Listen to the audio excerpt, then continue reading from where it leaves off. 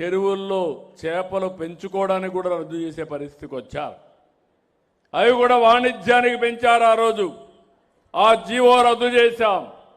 ఇంకో పక్క ఏవైతే సముద్రంలో వేరే వాళ్ళు వస్తే బోట్లు పెట్టి వాళ్ళని నియంత్రణ చేయడానికి పెట్టే ఎస్కార్ట్ కానీ అక్కడి నుంచి పోలీసింగ్ కానీ అవి కూడా ధ్వంసం చేసే పరిస్థితికి వచ్చారు. నేను అందుకే చెప్పాను డిపార్ట్మెంట్కి, ఎన్ని బోట్లు కావాలని ఇస్తాం, దాంట్లో ఏమాత్రం రాజీ లేదు.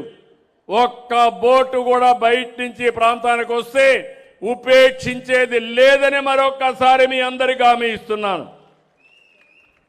ఇదే కాకుండా ఈరోజు మీరు ఒకసారి చూస్తే అమరావతి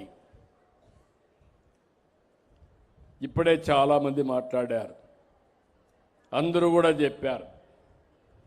ఈరోజు ఈ ప్రభుత్వం, నేను అవి కూడా చెప్తాను మీకు, నేనేదో సంక్షేమ కార్యక్రమాలు ఇచ్చి చేతులు దుడుపుకోవడం లేదు.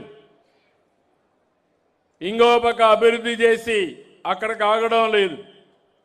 ప్రతి ఒక్క వ్యక్తికి సంక్షేమం సుజావుగా అందుతుందా, అభివృద్ధి కరెక్ట్గా జరుగుతుందా, దాని ఫలితాలు మీకు వస్తున్నాయా, అవి కూడా వర్కౌట్ చేస్తున్నా.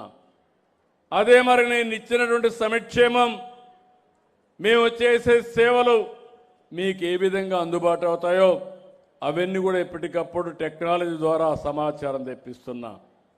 ఒక పింఛన్ ఇస్తే ఏ టైంలో ఎక్కడిచ్చామో టెక్నాలజీ ద్వారా చెక్ చేసుకుంటున్నాను. ఈరోజు ఒక పట్టాదార పాసు పుస్తకాలు ఇస్తే ఈకేవైసీ ద్వారా దాన్ని వెరిఫై చేస్తున్నా, ఆధార్ ద్వారా వెరిఫై చేస్తున్నా.